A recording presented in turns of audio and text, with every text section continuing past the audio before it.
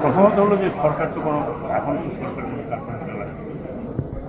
সরকার থেকে উদ্যোগ যেটা হচ্ছে সেটা যে কারখানা দেখা ছাড়া অথবা এখানে যদি অন্য কেউ আছে অপারেটর হিসেবে তার দিকে দেওয়া। এটা একটা প্রক্রিয়া চলছে। প্রক্রিয়া আজকে বললাম কালকে হবে না, টেক টাইম। এখন যে সমস্ত কারখানা বন্ধ হয়ে গেছে এগুলো বন্ধ হওয়ার মতোই ছিল। ব্যাংক থেকে টাকা নিয়েছে, টাকা নিয়ে কী করছে, ওয়ার্কারকেও দেয় নাই, তারা কোনো কাজও করে নাই, তারা ব্যাংকের সাথে ঢুকছে। এই সব কারখানার যদি ব্যাংক হিসাব নেওয়া হয়, সানবিট সব দিবে সামাল। সানবিট ম্যাজিক প্রেস ডিশওয়াশিং এর মাথা ঘোরানো সলিউশন। কারোর 200-300 কোটি টাকার কমে না।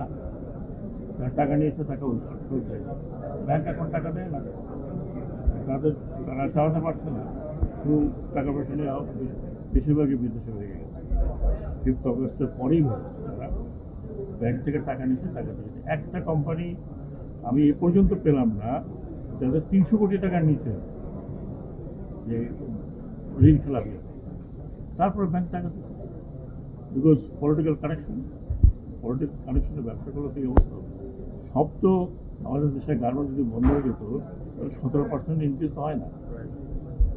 17% ইনক্রিজ হচ্ছে ইন এক্সপোর্ট। আমাদের এক্সপোর্ট কি? এক্সপোর্ট হচ্ছে গার্মেন্টস।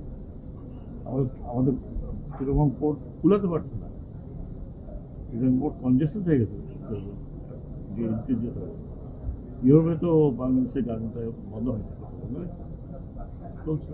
এইসব যারা ছিল, যারা নাই, তারা বেশিরভাগই হচ্ছে হয় সাব কন্ট্রাক্টে কাজ করছে, আর ব্যাংকের টাকা নিয়ে ব্যাংকের টাকা পরিবর্তন চলে গেছে।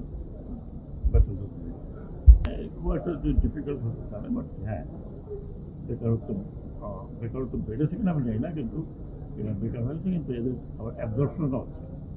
ভ্যাকসিন বন্ধ করার পর বহু ভ্যাকসিন করে লোকজন এখন নাই।